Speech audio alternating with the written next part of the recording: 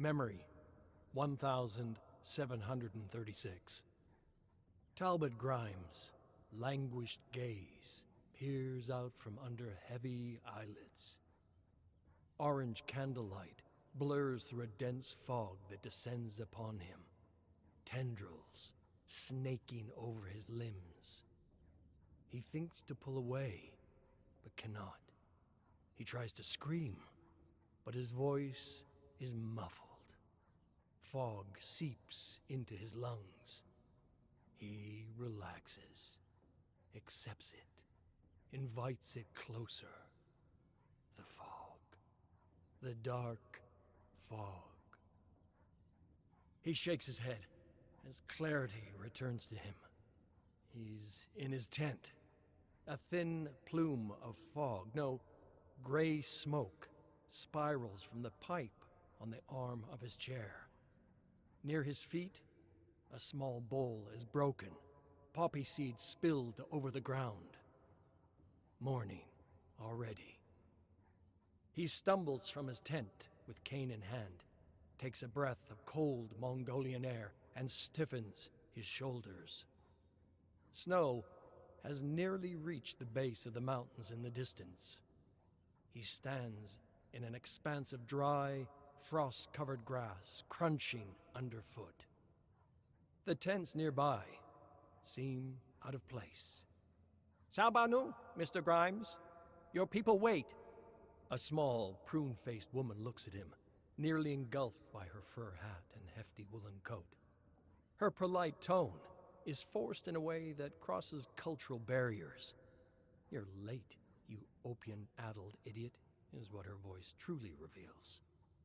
She leads the way, a scant 100 yards, to what looks like a cellar door in the ground. Her help is unneeded, but she's been Talbot's guide during his foray into Mongolia, and she's willing to see it through to its end. She pulls open the door to reveal a dirt staircase descending into the earth. Talbot gives her a parting nod and steps inside. He works his way over uneven steps, planting his cane into each one. He enters something resembling a room, or a muddy hollow with lanterns placed on the ground. A mass of black fog swirls in place. It's not the first time Talbot's seen such a phenomenon, but it still chills his bones. Nearby, a figure sitting in the shadows rises. "About damn time, Talbot." Declan's words are carried by the stench of fermented milk. He moves forward, his pale face glowing like a ghost in the dim light.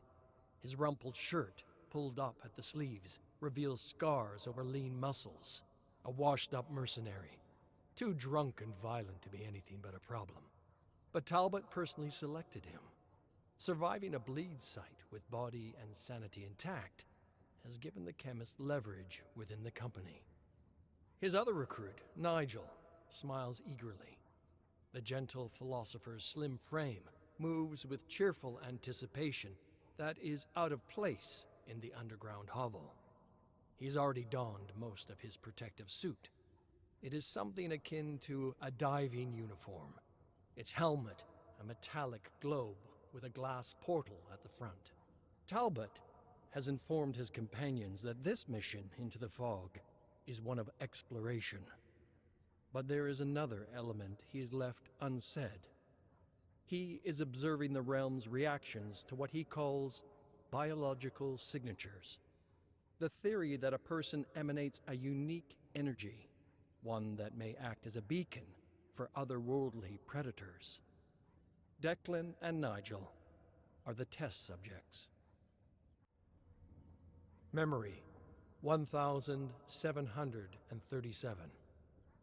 Talbot drifts through the fog, unsure if it's his feet moving or something else tugging, beckoning him closer.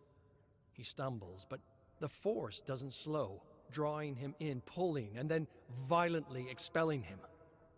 He plants his cane and brings himself up to one knee, sliding a hand over a smooth, obsidian-like surface.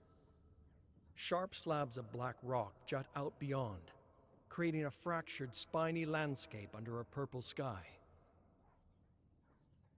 Behind him, Declan and Nigel emerge from the fog wearing their protective suits.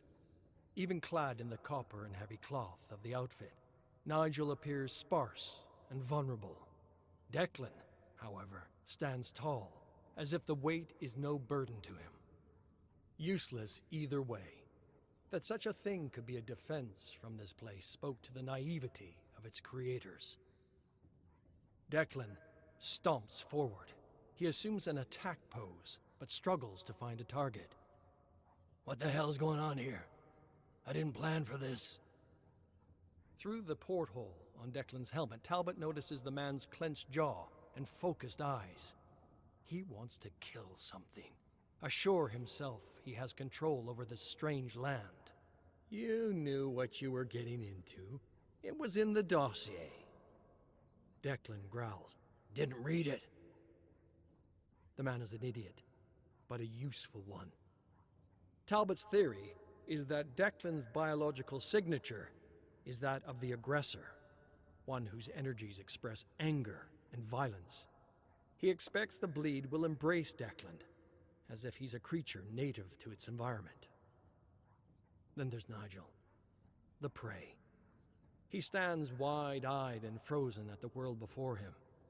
If Talbot is correct, his biological signature is like a burst of light signaling its presence to every predator around.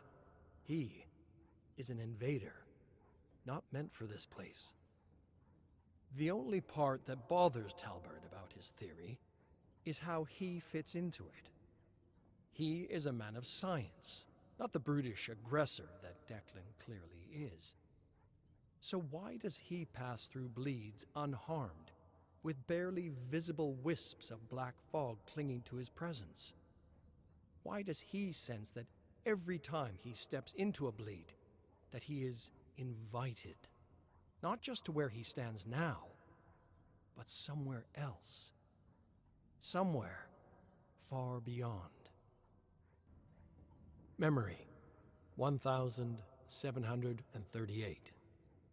Talbot tries to keep his nerves intact. In the distance, there are sounds he can't quite place. In his peripheries, movement he can't quite glimpse. The landscape changes abruptly, as if an unseen line marks the borders of two environments. The group moves into a swampland. Unnatural swirling clouds form above. Hanging from the twisted branches of a tree is a half-rotted corpse. Talbot thinks back to the dossier, Bramburn Mire. Recent expeditions describe it as a swampland littered with unusual metal structures and less than inviting inhabitants. Nigel stretches out his arms, as if welcoming an auditorium of guests. "Ah! Our minds are attempting to interpret the fog we pass through. In fact, we're still in it. Such a foreign element that we're imagining it in a way we can visually process. This is all an illusion." Declan flicks the corpse's loose jaw, chattering its teeth. "Even I know it's not an illusion, you fucking idiot." Talbot ignores them, setting his sights on an unusual metal carriage next to a shack. Before he can appraise it, the ground rumbles, tossing him to the ground. Pieces of earth are pulled into the sky as if gripped by an invisible hand. Trees are thrown about like twigs. Metal twists upwards into a vortex. The group watches in shocked awe. Talbot waits for the ground beneath his feet to crumble, but remains firm. He allows himself to exhale in relief. The maps from these excursions have never matched up. I believe we've discovered why. Memory, 1739. Something moves through the tree line. Its wet, rasping cry calls out. A hideous creature of muck and bone staggers into sight, its clumsy movements unusually fast. It sees the trio and stops, as if pondering their presence. Declan leans forward, squares up, the imbeciles ready to charge into battle without so much as a second thought. Talbot lifts a hand. Slow. Do not provoke it. He motions the group back. With careful steps, they edge away from the creature, but it does not break its gaze. It seems almost content to leave them be, rattling strange sounds from its gullet until it screeches. A horde of muck creatures emerge from the trees. A moment of doubt flickers within Talbot. This is the moment to test the theory, or die. Run, boys, run! The trio take off, clunking through the swampland in their damn suits, each step made harder than it should be. With uneven limbs, the abominations gallop and stumble, a disaster of movement that somehow quickly clears the gap. They cry for blood. Talbot breathes through clenched teeth, chest heaving, begging for oxygen. Pain works its way through aching muscles. He risks a look back and stops. The entire horde ignores Talbot and Declan, focusing only on Nigel. A muck creature leaps at the philosopher, swiping a sharp claw through his Achilles tendon. The rest capitalize, gripping onto the man, gnawing and slashing through sprays of blood. Through the horror, Talbot sees evidence of his biosignature theory. The bleed attacks that which is prey. Nigel screams for help. His arms flail, swatting at monsters that are losing interest as he bleeds out. They leave him with some parting swipes and stumble back, sated, gurgling in delight. Nigel speaks, but the words emerge only as bubbles of blood from his lips. A scene of terror and sadness plays out on his face. He looks to Talbot, and without speaking, asks a question. Why? Talbot walks to Nigel, kneels at the man's side. He observes him through a lens of logic and rationality, noting the lacerations, the blunt force trauma. Nigel's shaking hand reaches out to no one, and in his tear-soaked eyes, there's something so human. Not prey, not aggressor, but human. Something Talbot had forgotten. He looks to Nigel's broken body and feels envy. How unfair that the pursuit of knowledge has stripped so much of himself. He rips a shred of cloth from Nigel's suit, wraps it around a gaping wound on the man's leg, tying it tight. Declan grabs Talbot's shoulder and spins him around. What are you doing? He's a dead man. Talbot doesn't hear him. He tears at the suit, pressing a palm to an ugly gash, but his movements are mechanical, lacking desire. Whatever you were, you are no longer. There's no saving yourself.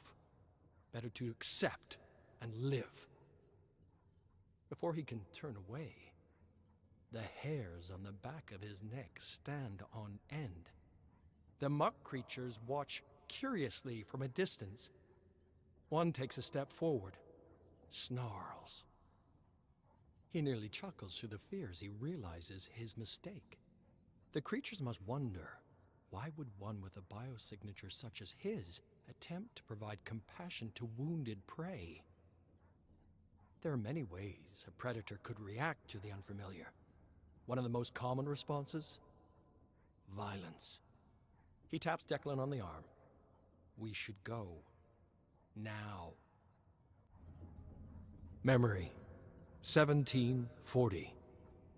The two men step back, trying not to stir the creatures. It's too late. The horde follows, stalking slowly. Talbot notices it's only him their eyes turn to. They dare him to run. Dark thoughts flood Talbot's mind. He feels the agony to come, muscles ripped from their frame, jaws prodding into wounds and snapping bones. The animalistic desire to live clutches him tight, demanding action. His heart thunders against his chest, muscles tense. A shiver runs down his body, refusing to leave his hands. The monsters advance. Talbot grits his teeth till they're ready to crack.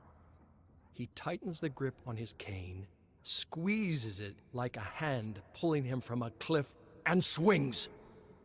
The cane smashes into Declan's helmet, ripping it from his head. Before the big man can recover from the shock, Talbot swings again, planting the cane into Declan's skull with a sickening crunch. Declan falls to the ground, gasping for breath, fingers scraping through the mud. Talbot turns to the monsters and screams.